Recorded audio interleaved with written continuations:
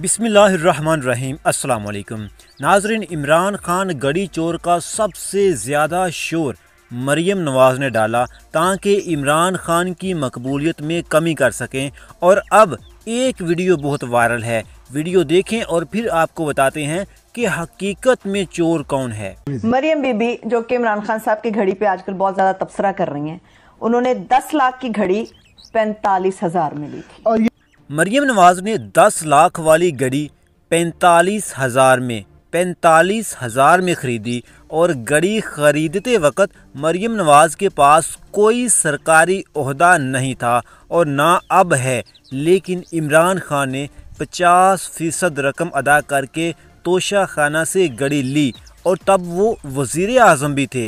इमरान खान ने 50% रकम अदा की, जबकि मरियम नवाज़ ने 4.5% रकम अदा करके तोशा खाना से घड़ी ली। तो आज किस हैसियत से इमरान खान को घड़ी चोर कहते हैं?